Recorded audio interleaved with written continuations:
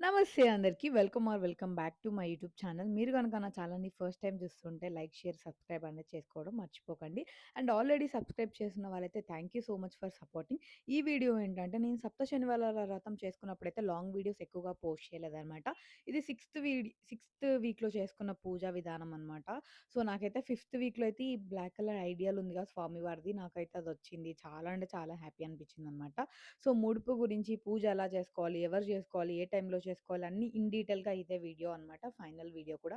Because seventh వీక్‌లో అయితే నేను వీడియో అనేది తీయలేదనమాట. సో, ఫస్ట్ పూజ స్టార్ట్ అయ్యేటప్పుడైతే నేను మొత్తం ఇలా సెట్ చేసుకున్నాననమాట. ఫస్ట్ టైమ్ చేసుకున్నప్పుడైతే కొంచెం క్లమ్జీగా ఉంటది. బట్ తర్వాత వీక్స్ నుంచి అయితే మనకు అలవాటు అయిపోతుంటదనమాట. బికాజ్ ఫస్ట్ వీక్‌లో చేసుకున్నప్పుడు కొంచెం కంగారు పడుతుంటాము. ఏది పెట్టాలి? ఏది పెట్టొద్దు? ఏంటి అని చెప్పి. నేనైతే పర్టిక్యులర్‌గా ఒక పూజారి వీడియో అయితే ఫాలో అయ్యాననమాట. మీకు అది కూడా కింద నేను డిస్క్రిప్షన్‌లో మెన్షన్ చేస్తాను. సో, పూజకు కావాల్సిన పూలు, కొబ్బరికాయ, తులసి, ఇంకా మనకి కలశం పెట్టుకోవడం. కలశం కూడా మనం వరలక్ష్మి వ్రతంకి చేసుకుంటాం కాబట్టి ఆబ్వియస్‌లీ అర్థమైపోతది. ఒక రాగి చెంబులో గానీ, వెండి చెంబులో మీరు ఏ పూజకి ఏ చెంబు యూజ్ చేస్తే ఆ చెంబులో వాటర్ పోసి, పసుపు, కుంకుమ, కొన్ని అక్షంతలు, ఒక పువ్వు వేసిన తర్వాత పైనంగా కొబ్బరికాయ పెట్టేసి మనం బ్లౌజ్ పీస్ ఉంటుంది గదా! అదే జాకెట్ ముక్క ఇలా ఫోల్డ్ చేసి మనం పెట్టుకోవాలనమాట.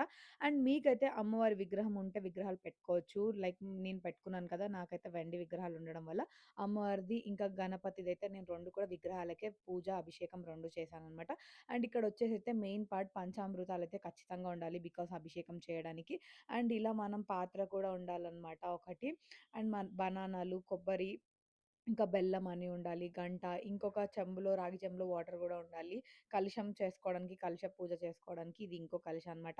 అండ్ మెయిన్‌లీ మనమైతే దీపాలనేవి అగ్గిపెట్టెతో వెలిగించకూడదు కాబట్టి, ఇలా కైవొత్తి అంటారంట దీన్ని. నాకు కూడా ఈ పూజ చేసేటప్పుడే తెలిసింది. సో, ఒక అగరబత్తికి కాటన్ ఇలా చుట్టి తర్వాత దాన్ని ఆయిల్‌లో డిప్ చేస్తే సరిపోతుంది. అండ్ ప్రసాదాలుగా నేను ఈరోజు స్వీట్స్ పెట్టాను. బికాజ్ నాకు వంట చేయడానికి కుదరలేదు. టైం లేదు కాబట్టి. అండ్ పిండి దీపాలంతా కూడా ఇలా అరేంజ్ చేసుకున్నాను. పూజ స్టార్ట్ అయ్యేటప్పుడే మొత్తం ఇలా అరేంజ్ చేసుకున్నాననమాట. అండ్ నేను ఫస్ట్ వీక్‌లో కట్టిన ముడుపు గూడా పెట్టేసాను. ఫస్ట్ అయితే మెయిన్‌గా మనం ఇంట్లో దేవునికి పూజ చేసుకోవాలి. సో, మా ఇంట్లో దేవత వచ్చేసైతే ఎల్లమ్మ తల్లి. సో, నేను ఎల్లమ్మ తల్లికైతే పూజ చేసేసుకున్నాననమాట. పూజ అంటే జనరల్‌గా మనం పూలతో అలంకరించి దేవుడికి ఎలా దీపం పెట్టుకుంటామో అలా. అండ్ నేను ఈ వీక్‌లో పూజ చేసేటప్పుడైతే మల్లన్న స్వామికి సట్టి పెట్టేసామనమాట. సో, మీరు నా షార్ట్ వీడియోలో చూసుంటే గూడా మీకు తెలిసుంటది. సో, మల్లన్న స్వామి దగ్గర గూడా దీపం పెట్టేసాను. ఇలా మనం మల్లన్న స్వామికి కూడా సెపరేట్ పీఠం ఉంటుంది. సో, అది ఎవ్రీ ఇయర్ చేసుకుంటూ ఉంటామనమాట. అండ్ ఫస్ట్ పూజ స్టార్ట్ చేసేటప్పుడైతే మనము ద్వీపాలనేది ఎలిగిస్తాము. ద్వీపం వెలిగించేటప్పుడు కూడా ఒక మంత్రం ఉంటుంది. అది కూడా నేను ఏదైతే వీడియో మీకు మెన్షన్ చేశానో, ఆ వీడియోలో క్లియర్‌గా ఉంటుందనమాట. పూజారి చదువుతుంటే నేను చేసుకున్నాను. బికాస్ ఇదేంటంటే పూజారి అవైలబుల్‌గా లేనప్పుడు, లేదా మీకంత టైం లేదు పూజారిని పెట్టుకొని పిలిపించి చేసుకోవడానికి, లేదా మీరంత అఫోర్డబుల్ చేయలేరు అని ఒక్కొక్కళ్ళకి ఒక్కొక్క రీజన్ ఉంటుంది. అలా ఎవరైనా ఉంటే గనక ఈ వీడియో ఫాలో అయ్యి చేసుకోవచ్చు. అండ్ వాళ్ళకి దక్షిణ గూడా మీకు గూగుల్ పే, ఫోన్‌పేలో అయితే సెండ్ చేయొచ్చనమాట. సో, ఫస్ట్ దీపారాధన చేసిన తర్వాతయితే గణపతికైతే పూజ స్టార్ట్ చేస్తారనమాట. గణపతి పూజ స్టార్ట్ అయిన తర్వాతయితే గణపతికి సంబంధించిన అష్టోత్తరాలన్నీ చదువుతారు. గణపతికి మొత్తం ప్రాణప్రతిష్ఠ చేసిన తర్వాత కూడా గణపతిని కదిలించేంత వరకు కూడా ప్రతి ఒక్క మంత్రం కూడా ఇన్ డీటెయిల్‌గా పూజారైతే చదువుతారనమాట. సో, ఆ తర్వాత అమ్మవారికి సంబంధించింది కూడా చేస్తారు. వెంకటేశ్వర స్వామికి సంబంధించింది కూడా మొత్తం అభిషేకంతో సహా అభిషేకం చేస్తారు. నైవేద్యము, ప్రసాదం ఎలా పెట్టాలి. సో, ప్రతి ఒక్కటి కూడా ఇన్ డీటెయిల్‌గా అయితే ఉంటుందనమాట. పూలతోటి మనం పూజ చేసేదానికి ప్రతి ఒక్కదానికి కూడా అష్టోత్తరం చదువుతూ ఉంటారు పంతులు గారు. సో, అది మనం మనసులో తలుచుకుంటే సరిపోతుంది. లేదా పంతులు గారు చదివింది మనమైతే రిపీట్ చేస్తే సరిపోతుందనమాట. మనం ఎలా అయితే పంతులు గారిని పిలిపించుకొని ఇంట్లో వ్రతం చేసుకుంటామో యాజ్ ఇట్ ఈస్‌గా అలానే జరుగుతుంది. సో, మనం వెంటనే గణపతి పూజ చేసిన తర్వాత కలశారాధన చేస్తామనమాట. జనరల్‌గా ప్రతి పూజలో కలశారాధన అయితే చేస్తాము. ఆల్మోస్ట్ ఎవ్వరికైనా తెలుగు పీపుల్‌కి ఐడియా ఉండే ఉంటుంది. నార్మల్ వ్రతం చేసుకునే వాళ్ళకి.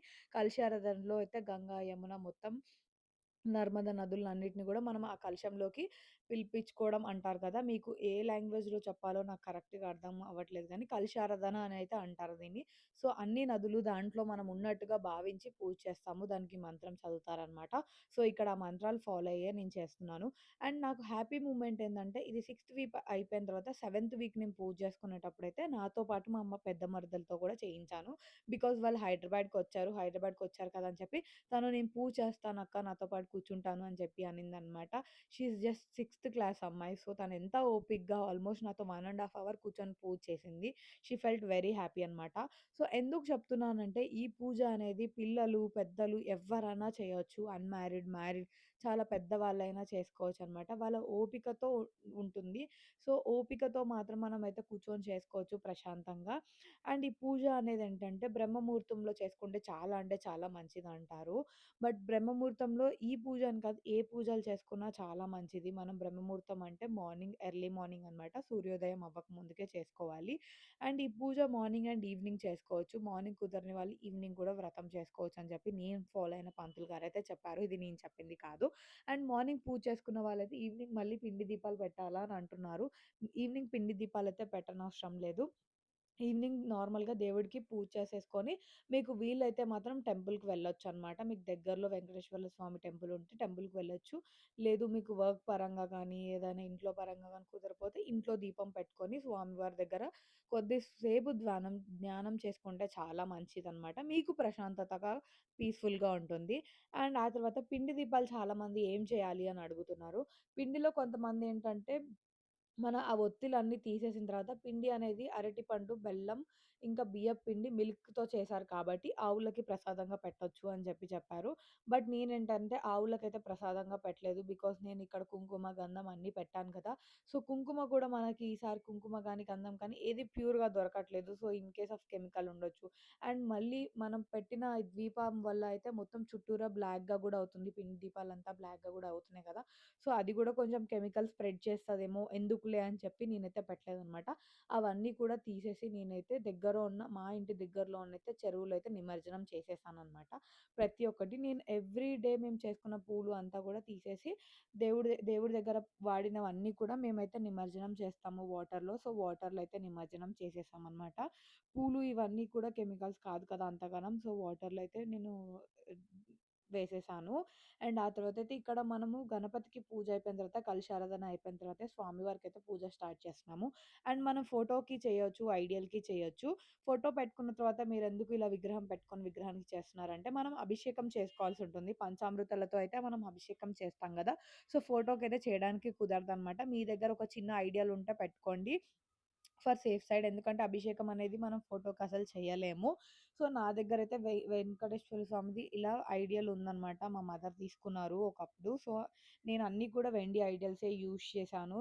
చాలా వరకు గణపతి కూడా పసుపు గణపతి చేస్తే మంచిది కదా! వెండి వాడొద్దు అని అంటారు. బట్ ఏంటంటే మనం కొనిందే దేవుడి కోసం గదా! దేవుడి పూజల కోసమే మనం యూజ్ చేయడానికే వాడతాం కాబట్టి, మనం ప్రతీదీ పూజకి సంబంధించిందే వాడుతున్నాం కాబట్టి పెద్ద ప్రాబ్లమ్ ఏముండదు. అండ్ మనం చాలామంది కూడా వెండి దీపాలు పెట్టనవసరం లేదు. నార్మల్‌వి పెడితే పర్లేదు. బ్రాస్‌వి పెట్టనవసరం లేదు. మట్టి దీపాలు పెడితే పర్లేదని చెప్పి ప్రతి ఒక్కళ్ళు ప్రతి ఒక్కలాగా కామెంట్ చేస్తుంటారు. బట్ ఏంటంటే మన దగ్గర ఏవుంటే వాటితో పెట్టడంలో తప్పేం లేదనమాట. మనం మట్టిలో దీపాలు పెట్టినా కానీ స్వామివారు స్వీకరిస్తారు. వెండిలో పెట్టిన స్వామివారు స్వీకరిస్తారు. బ్రాస్‌లో పెట్టిన స్వామివారు స్వీకరిస్తారు. ఏదైనా సరే మనం మనస్ఫూర్తిగా పెట్టే విధానంలో ఉంటుంది. సో, స్వామివారి అభిషేకం తర్వాతయితే పూజార్చన ఉంటుందనమాట. ఐ మీన్ పుష్పాలతో పూజ చేయాల్సుంటుంది. అన్ని ఫ్లవర్స్‌తో మనం పూజ చేసుకోవాల్సుంటుంది. ప్రతి ఒక్క ఫ్లవర్‌కి ప్రతి ఒక్క అష్టోత్తరం గూడా పంతులు గారు చదువుతూ ఉంటారు. నేను ఆ వీడియో ఫాలో చేశాను. అండ్ ఈ వీక్‌లో నాకు చాలా హ్యాపీ అనిపించిందేంటంటే, నేనిక్కడ పూజ చేసే తులసి దళాలు మొత్తం గూడా ఐ మీన్ తులసి ఆకులు మొత్తం కూడా మా ఇంట్లోవనమాట. సో, నాకు ఆ రోజు అస్సలు తులసి ఆకు తెచ్చుకోవడానికి పాసిబుల్ అవ్వలేదు. ముందు రోజు అస్సలంటే అస్సలు అవ్వలేదు. బికాజ్ ఆ ముందు రోజు నేనైతే ట్రావెల్‌లో ఉండి వచ్చి చేశాను.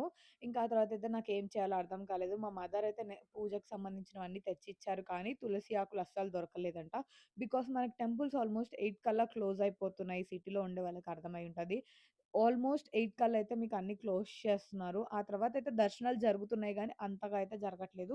ఏదైనా స్పెసిఫిక్‌గా ఫెస్టివల్స్ కానీ ఏమన్నా డేస్ ఉంటే తప్ప ఐ డోంట్ నో ఎందుకలా చేస్తున్నారని జెప్పి. బట్ 8:30 అయిపోయేసరికైతే జనాలు తగ్గిపోతున్నారు. నాకు పర్టిక్యులర్‌గా అనిపిస్తుంటది ఈ పాయింట్ మీద. చాలామంది జాబ్ చేసుకొనొచ్చుంటారు కదా! సో, వాళ్ళకి దర్శనం చేసుకొని పీస్‌ఫుల్‌గా టెంపుల్‌కెళ్ళాలనిపిచ్చుంటది. రెస్టారెంట్స్ ఇవన్నీ కూడా ఓపెన్ చేస్తారు. బట్ ఎందుకు టెంపుల్స్ అనేవి అంత తొందరగా క్లోజ్ చేస్తున్నారనిపిస్తుంది. బట్ వాళ్ళకి ఒక రీజన్ ఉంటది. నెక్స్ట్ డే అలంకరణ కోసమని అది ఇది అని చెప్తున్నారనమాట. అండ్ ఇక్కడైతే తులసి దళాలు మా ఇంట్లోవి. ఈ తులసి చెట్టు గూడా నేను ఇయర్స్ నుంచి పెంచిందనమాట. నా చేతుల మీద పెరిగింది. ఆల్మోస్ట్ ఈ చెట్టు నేను స్కూల్ డేస్‌లో ఉన్నప్పుడు నాటాను. అప్పటినుంచి గూడా మేము అసలు ఒక్కసారి కూడా చాలా సార్లు ఎండిపోయినా గానీ ఒక్కసారి కూడా దాన్ని పీకేయలేదు. అదే చెట్టు నుంచి మాకు మంచిగా మొలకలొచ్చాయన్నమాట. ఇంకా స్వామివారిది అయిపోయిన తర్వాత ఇక్కడ అమ్మవారికైతే కుంకుమార్చన చేస్తున్నాను. నాకొక షార్ట్ వీడియోలో పెట్టారు కుంకుమార్చన అనేది విగ్రహం మీద చేయకూడదు అని చెప్పి. థాంక్ యూ అండి. నాకు తెలీదు. అంటే నాకు నేను దుర్గామాత చేసినప్పుడు తమలపాకు వేసే చేపిచ్చారు. నాకది ఐడియా ఉంది. బట్ వెంకటేశ్వర స్వామి పూజ చేసినప్పుడు అమ్మవారిది రిలేటెడ్ ఏదైతే లక్ష్మీదేవి పూజ చేసినప్పుడు అమ్మవారి దగ్గర చేయాలి అన్నారు కాబట్టి నేను అలా చేశాను. జనరల్‌గా అయితే నేను దుర్గామాత పూజ చేసినప్పుడైతే ఖచ్చితంగా తమలపాకులోనే చేశాననమాట. మా పంతులు గారు తమలపాకులోనే చేయించారు. నాకది గుర్తుంది. బట్ నేనిది ఫస్ట్ టైమ్ చేసినప్పుడైతే మనకి ఏదైనా ఫస్ట్ టైమ్ ఒక వ్రతం చేసినప్పుడు ఆబ్వియస్‌లీ నర్వస్‌నెస్‌లో ఉంటాము. ఏదైనా తప్పు చేస్తున్నామన్న భయంలో ఉంటాము. బట్ పోతూ పోతూ ఉంటే మనం అన్నీ కూడా నేర్చుకుంటూ ఉంటామనమాట.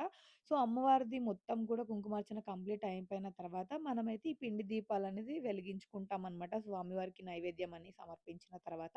సో, పిండి ద్వీపాలనేది వెలిగించుకున్న తర్వాతయితే స్వామివారి వ్రత కథ అయితే ఉంటుందనమాట. స్వామివారు ఎలా వెలిచారు, భూమి మీదకి ఎలా వచ్చారు, సో, స్వామివారికి తిరుపతిలో కొండ ఎలా కట్టారని చెప్పైతే మొత్తం ఇన్ డీటెయిల్‌గా పంతులు గారైతే చెప్తారనమాట. సో, నేనది కూడా విన్నాను.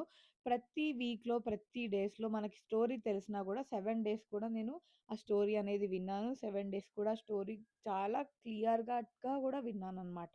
మీరు వినండి. చాలా అంటే చాలా బావుంటది. ఏదో పూజ అయిపోయింది కదా! ఓపిక లేదు కదా! అన్నట్టు కాకుండా కొంచెం టైం తీసుకొని పీస్‌ఫుల్‌గా అన్నీ పక్కకు పెట్టి పూజ అనేది చేసుకోండి. చాలా అంటే చాలా బావుంటది. అండ్ ఈ ముడుపనేది ఏం చేయాలి అని చాలామంది అడుగుతున్నారు. సో, మీరు తిరుపతి వెళ్లి ముడుపు సమర్పించుకుంటా అంటే వెళ్లి తిరుపతిలో సమర్పించొచ్చు.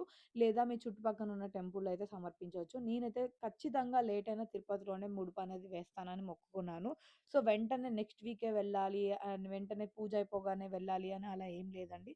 అది స్వామివారి చేతిలో ఉంటుంది. స్వామివారి పిలుపుని ఎప్పుడొస్తే అప్పుడే మనం వెళ్తామనమాట. సో, మన అదృష్టం అనేది ఆయన పరీక్షిస్తారు. సో, ఈ వాయిస్ ఓవర్ ఇస్తున్నప్పటికి గూడా నా పూజ అయిపోయి 2 వీక్స్ అవుతుంది. బట్ ఇప్పటికి కూడా నేనింకా తిరుపతి వెళ్ళలేదు. నేను వెయిట్ చేస్తున్నాను ఎప్పుడు వెళ్తానని చెప్పి. సో, మనం అనుకుంటే సరిపోదు కదా! మనకు ఆయన దగ్గర నుంచి పిలుపు రావాలి. ఇంకా కొబ్బరికాయ కొట్టేసి నైవేద్యం అయితే సమర్పించేసాను. నైవేద్యం అనేది 7 రకాలే పెట్టాలా? పూలు 7 రకాలే చేయాలా? అని చెప్పి అంటున్నారు.